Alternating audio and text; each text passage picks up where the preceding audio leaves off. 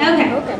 So with Honors in Action, this is all revolving around your Honors in Action project, the Honors in Action themes that you chose, based on what you did on your campus, and then going back to those overall big questions in your books, the actual books.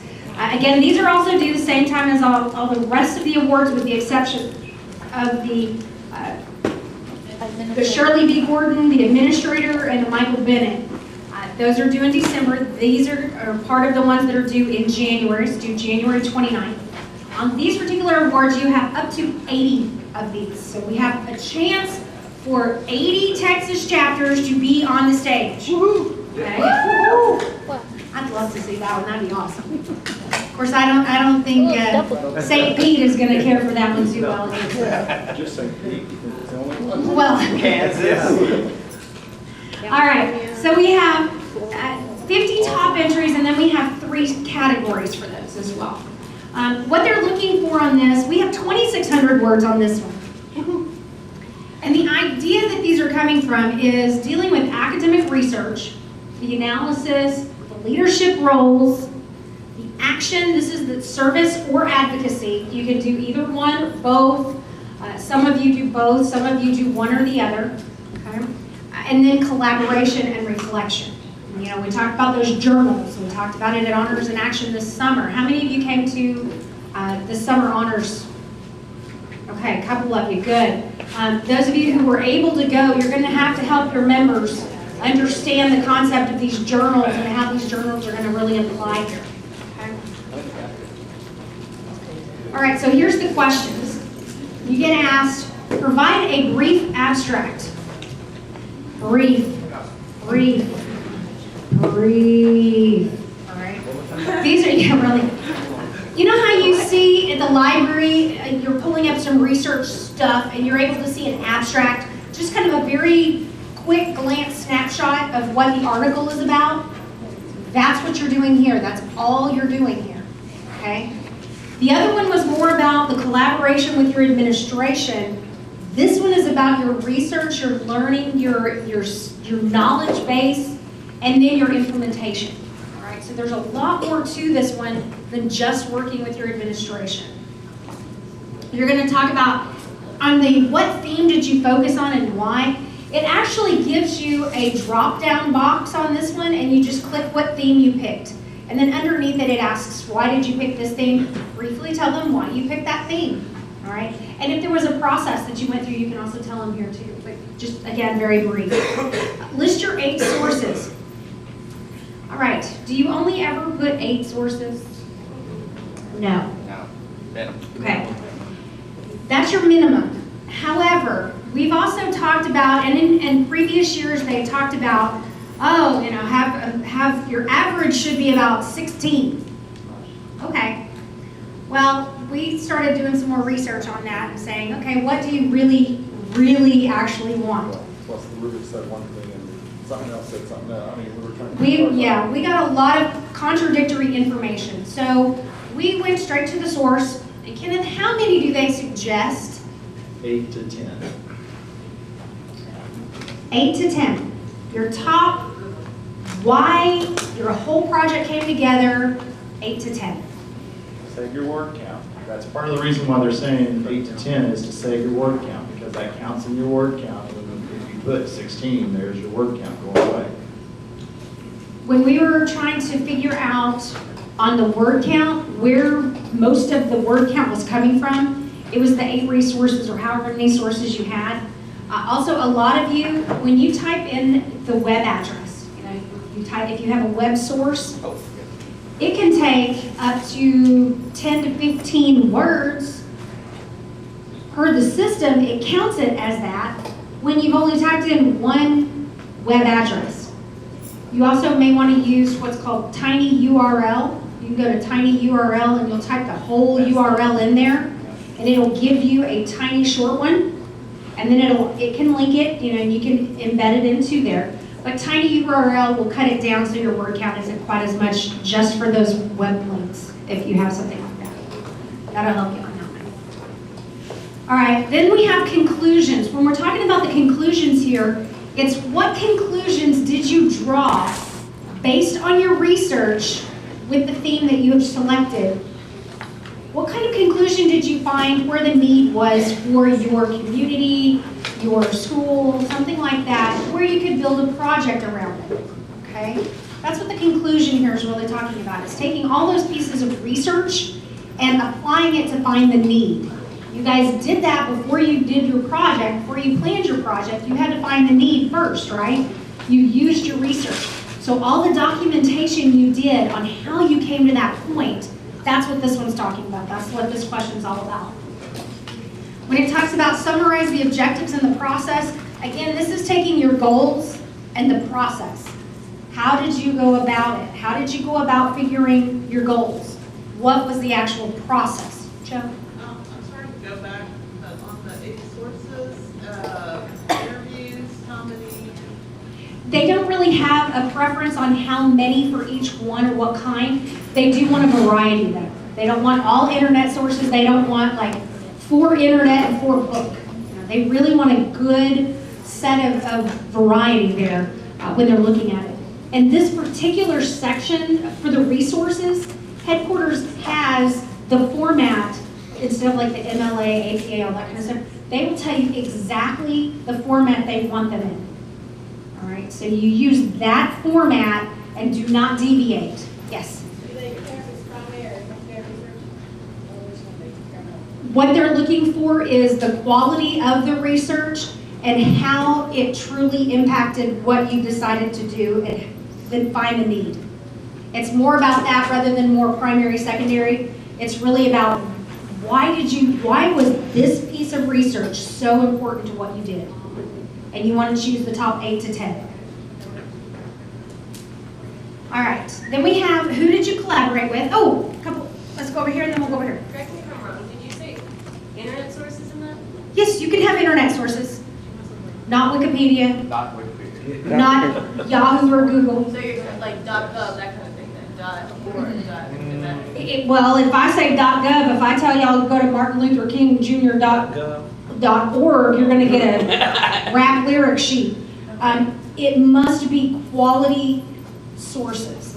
If you're using something with the American Heart Association and you use the American Heart Association's website for something very specific, and that was the basis of where you found something that was just truly important, that would be a credible source. All right, you're probably going to have a better source, but yeah, a web source would be just fine. Yes? Where will it tell us the format? Will everyone be able to submit it? It's on the web, and your advisors and whoever's on the collaboration team will have access to that. Yeah. And it'll give you the samples and it'll show you what the format is. The essay parts for it though, MLA or APA, as long as you stay with that standard form, but those specific resources, a whole new ballgame, you've got to follow their format. Yes? If we interview as part of our course, we make a brief statement of who we are, what we work with, and how we do it. Yes, you need to tell very, very briefly, because again, this adds in your resources, you have to tell us why it was important to use that. You're going to tell who they are, what their position is, and then why that was so important to what you're using. On interviews, part of that is part of the. Yes, it's part of the documentation for that as well. For an interview. Yeah. Where do they work? What was the purpose? That kind of stuff. Yeah. All right, describe the leadership roles. On leadership roles, this means positions and non-positions, okay? Because you can have someone who takes a leadership role but isn't given a title, right? You don't all have to have a title, right? You're going to use all of that, all right? Not just the ones with titles, but leadership roles. Okay? And then leadership development. We have to keep these separated because these are two separate things. When we're talking about leadership roles, this is what actual roles you took. Leadership development is how did you grow as a leader? Two totally separate concepts. And when we're going through a lot of times when we're editing the hallmarks, these are the ones that most people don't separate out very well. We need to know very clearly what roles and what did you do, not necessarily titles, but roles and what did you do. And then separately, how did you grow, what did you learn, all of that kind of process. Okay, totally separate.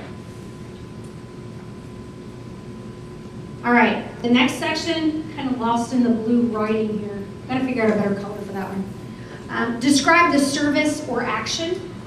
What did you do? What service did you provide? Right, what was the actual service? Or action. Same thing if you did the advocacy. All right, if you did some advocacy rather than an actual service. And then qualitative and quantitative. Again, on the qualitative, get interviews from people who attended your function. What did they do? What did they like? What did they learn? Right? Honors and action is all about what you learn. So put those things in there. And then quantitative, that again is numbers and data. How many physical bodies came through? How many participated? Dollars, what did you spend? How many people were on the planning for this event? And then the last part, what's left? The what's left is some of you are not going to have your projects finished. All right, even though you've been working on them literally all year. This particular project may be something that you cannot finish until the spring. So once you finished it, that's fine, but at least at this point, since you're writing, you can say, okay, this is still to come. I have to admit, one of the groups that we're working with, they haven't even started the last piece of their project. It's still coming and in the planning stages, but it's been pieces that have been up to this point where they had a lot of pieces of the project completed, and now they have this one last piece that won't be even started until January. And that's fine because that's under the what's left. Okay? Okay, we're going to talk points. The first one here is the academic rigor. It's double points, so you want to make sure you get everything you can in there to get your points. Of course, the first point is the 8 or more academic sources, and again, this is where we verify the information because you are looking from 8 to 10 sources. And again, it's the ones that give the most impact to your research. Again, it does count your word count, so that's why you don't want to go 16, 20 sources. They do need to be wide-ranging and from different points of view. In there, you want to see the activities that allow some critical thinking skills. And then the research should provide substantial material to determine your project. Next category then is resourcefulness. It's just a standard one-time points. It's up to 10 points. Is it ambitious? Is your project, well, yes. The project ambitious? Did it require substantial research? Does it inspire resourcefulness?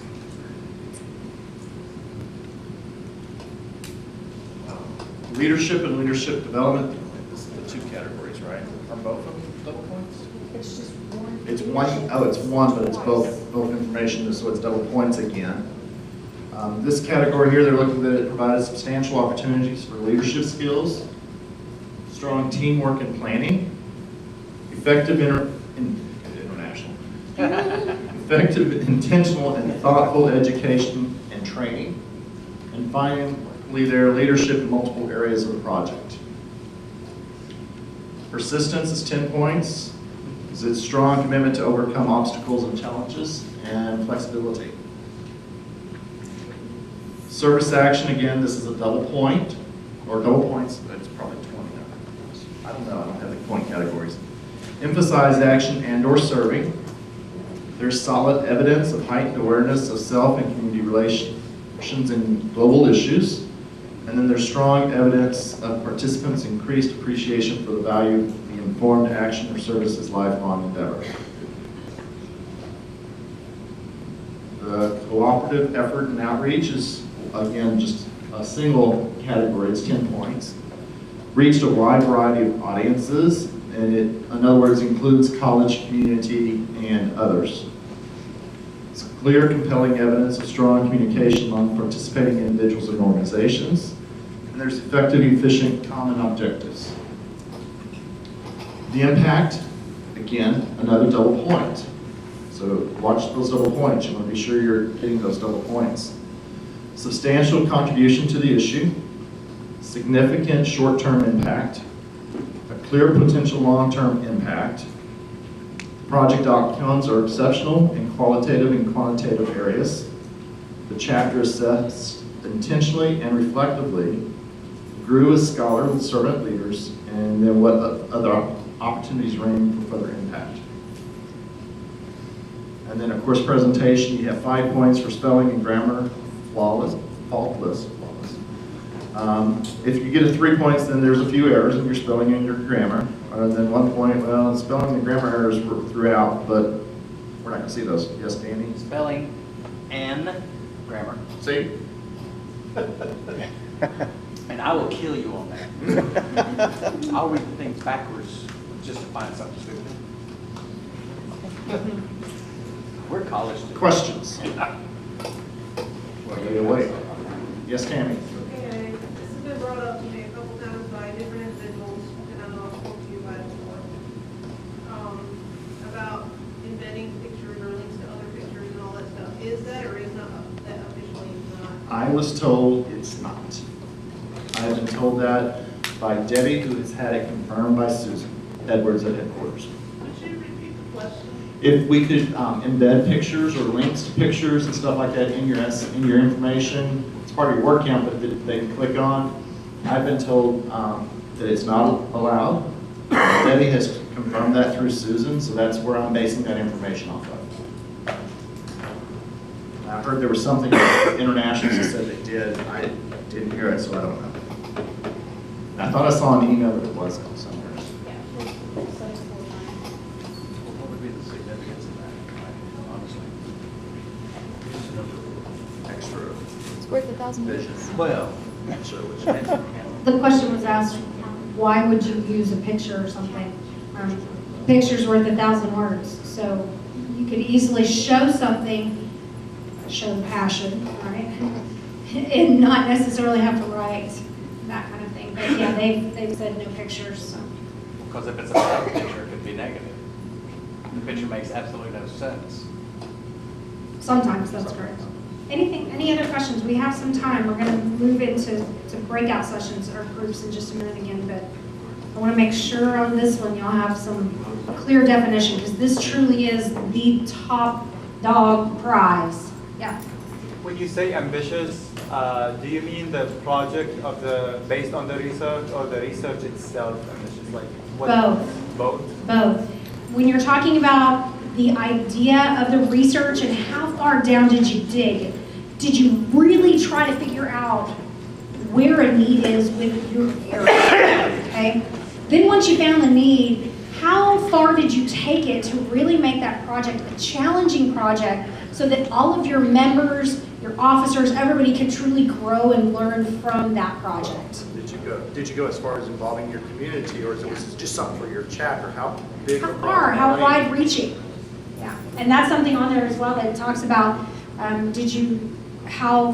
basically how far reaching did you go? Was it chapter? Did you go community, regionally, internationally, outside of Phi Theta Kappa, that kind of stuff? So yeah, as much as you can. Any others? Yeah. You mentioned some, I don't know if I misunderstood, but qualitative. So you said how like maybe it impacted, like to have interviews with people and how it impacted them. So we can include in our research what, after interviewing them, how like what they thought about the project or about how we impacted the community. So we can include their opinion of their evaluation of what happened. Okay. The question was, can you or should you put in your research section some of your qualitative information? You know, you're asking participants what they thought of your project, things like that. You want to make sure to keep that data out of the research section. Okay. Because the data you're asking for them, the qualitative data, is something that's after the fact, not during the research stage. And there is a question that specifically relates to qualitative and quantitative data, and that goes in that section. And it's very specific that you would put it there. Well, yeah, unless you did a survey. I know some of your chapters actually do a survey. You can actually use your survey in the research information at the top to clarify. else? Yes. Do they prefer the bullet points on this also? On this one, we've never been given any other directive. You can do either. They don't seem to mind either one. I know the chapters, some of the chapters that were on the stage last year had bullet points and there were no problems whatsoever. Even in the feedback that we got back from them, no critique on the bullet points whatsoever. So,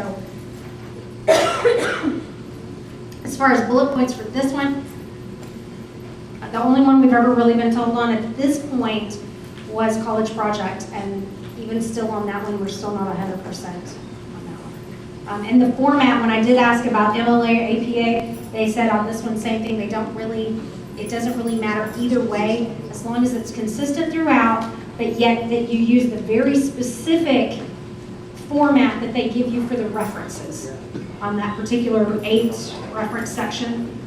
They're very specific on how they want that tailored. Anything else? Questions? Okay, yeah. So in essence, like impact in there, we have to include the long-term impact. Will we get those information from, let's say we do a survey, we're not sure, or anything like that, after what we ever do for others in action? Can we use that as an information for long-term impact? Are you talking about maybe using a follow-up survey? Yeah, like asking them what else, like. What could you do, something like that? Yeah. Okay. The question was, could you, in the survey that, if you do maybe a follow-up survey or one at the event, get their feedback, that kind of thing, can you use that as far as your impact? And even on the section where it says what's left, you bet. You can definitely use something like that, because you're not just getting your own feedback of what is left to do. You're getting other people's feedback to say, oh, we were really hoping it was this, and you hit this mark, but didn't realize there was also this that you could have somehow tied it in. So you bet, you can put that on there. You bet. Because they're not necessarily, that's not a negative thing. That's something that you're going to learn from to be able to expand it to be a more far-reaching project next time. Yeah. What else? Yes? The abstract portion, generally how long is that? As short as you can make it to get the point across. The question was, how long does the abstract section need to be? It's just as short as you can make it to get the full impact of what it is. Right? Some of them you may need a little more explanation than others. Some it might be just glaring that this is, you can even tell by the title of your research piece that that's why that one fits right into the perfect part of what you're doing. But others, it's kind of hard and kind of rough. It may need a little extra words, but that's also where you need to be very cautious on your word count. Candace, do you know if they put, last year, didn't they have some sample entries online for people to look at? Mm-hmm. There are sample entries online, yes. So that may be something to look at for a guide. I mean, we happen to get one here that we knew was a sample entry. They do put some of them online, so that is give you something to look at as what other chapters have done as far as a linked issue or how they structured their stuff, so that you can kind of get some ideas of what you may need to do with yours. To see if the bullet points are there or not there. And there are some frequently asked questions on PAM for the advisor's dashboard. And I think the chapter presidents also have access to that. It's a Q&A type question sheet, and some of those types of questions are on there too. Yes? I have 2 questions. I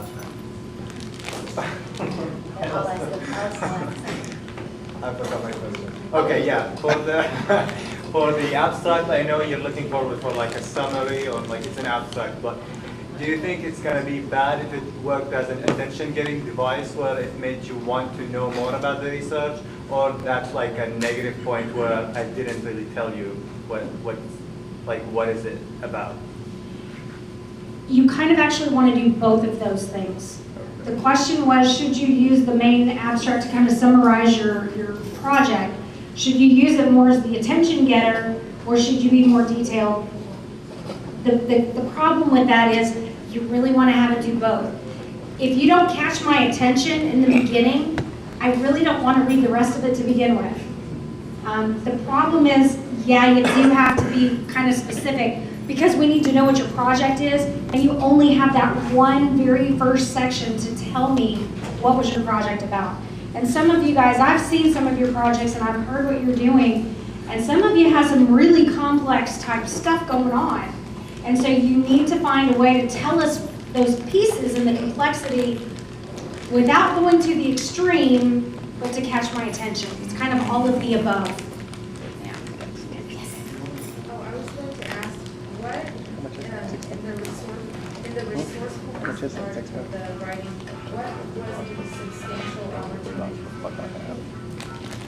The question was, in the resourcefulness section, kind of what are the opportunities, what do you put in that section type of stuff? It really depends on what your challenges are, all right? Because some of you, it might be a matter of having a project that requires a lot of funding. Does anybody have one of those? Anybody in here have a project that's a big funding, money funder? I know some, yeah, you guys have some money and you guys have some money. Okay, so think about resourcefulness. What did you do to find ways to get around the money factor? If you're flat broke, which most of your chapters are, all right? Because we're going to Orlando. You're in the negative dollars, okay? What did you do to find what you can do? Resourcefulness also kind of counts in how challenging was it? It also has to do with that. How can you, to what extent were you able to expand your project with such limited resources?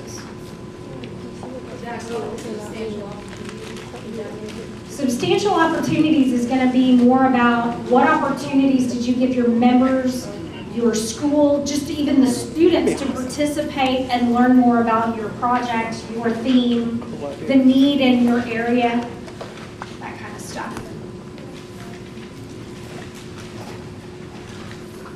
Michelle, did you have? Yes, on the top up to 80 awards, so 50 top entries and then 3 of each 10 themes. So those are actually not the 3 top. I'm trying to figure out how they divide that. They break this up separately, okay? And help me make sure I get this straight in my head. What they do is first off, it's the top 50 projects, basically. All points total combined, doesn't matter your theme. Top 50. And then in a separate category, because they'll say the Honors and Action Awards, and we got confused, I think it was last year when they did this, the Honors and Action Awards, and they called the 50 people up, and then a few minutes later it was the Honors and Action Awards, and we're like, huh? It was really confusing. So they did the first 50, and these are like the top 50. Now they're not in any particular order at all. And it could be that theme 2, the games, okay, the game section may have had 15 entries that were, their totals were so high, they got 15 up on stage in that 50 category, and maybe theme 8 only had 1, based on total points, okay? So then they have those 50, and then separately, they call out for awards the top 3 for each theme. So you could be up there You twice. could be up there twice. Oh, wow. Because you could get one of the top 50, Wow. but then you And may then- get one of the top for your Oh, so theme. it's not like, okay, these are out of the hat. Right, Then right. whatever's- Everybody goes back in. They go back in the Yeah. hat, okay. Yeah, Southeast, Tarrant County Southeast was on stage twice for that. They won education, theme 8, yeah. They did the education theme last year, and they were on stage for the top 50, and they were on stage for the top 3 in the education component. Yeah. They were up there twice, 2 awards. Take home. Haters. That's 2, I don't know where he's going. Yes. Yes, so for the resources, for each resource, do we just make a list, who the position of the person, like who we're using the resource of, or the author, as well as why it was important for the project? I do not have exactly what it's supposed to say word for word, but when you go on the website, it will tell you if it's an interview, these are the things you must have. If it's a book, this is what you have to have. If it was a web source, it has to have this information. and it'll tell you very specifically what they want. Is that under the honors and action part of the website? No, it's under the awards section. What she asked was, would that be found, the details more about how the resources section is supposed to be formatted, would that be found on the Honors and Action site, or would that be under the Hallmark Awards site? And that would be found under the Hallmark Awards site. Other questions? Ask away, you've got us here. I do believe it's kind of like the title and why that person, you pick that person. Yeah, I just don't remember. And it's, Just get all the information you can so that you have it. Yeah, and it is on the website, so it should be easy to find for you. They're all But there. start keeping notes in your journals as to why you picked a certain resource or anything like that. When you do get to it, Because when you get to writing and you've got to narrow it down to 8, at least you have some information back to go back, well, why did we use this? You may not remember that, you know, in a month or two, but last month you remember, so it's, if you have that information, at least you have some information to help you when you do write this. Others? Stanley? So like if you're, like if you interview like a professor or something like that, how much into the titles are they as far as the resources and stuff? How far do you go as far as telling exactly what they are and all that? Because you're taking all my work.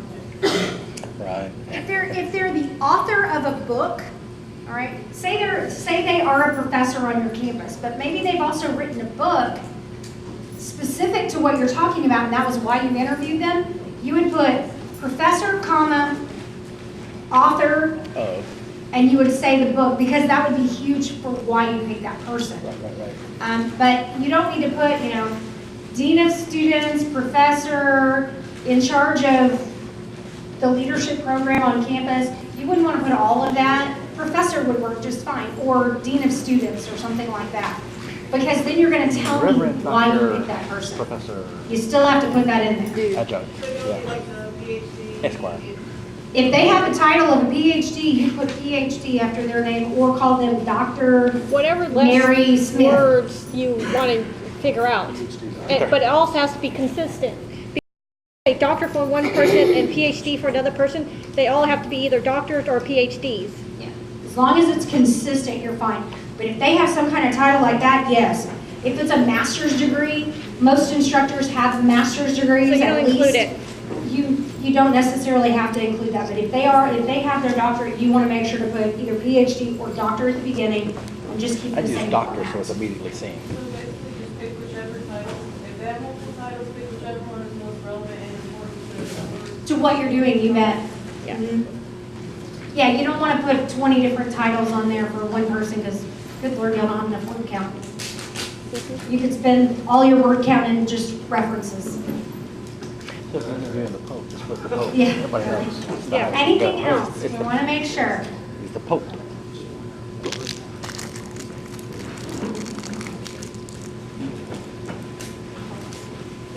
Okay. Just kind of to reiterate on the editing process for this one. This is the same format. You can do the RTF. Save it as an RTF like a notepad or something. Take it to your writing center, have them look at it, you can copy paste into the same documents, just like you do college project.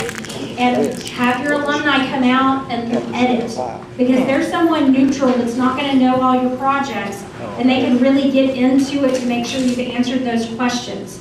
That's what they're there for. Same thing, I know some of you actually have separate writing sessions for college project, honors and action, individual awards, and so forth and so forth. And that's fine too, just as long as we get dates on our calendars and we make sure to have enough help at each of your campuses. And we will be there for you.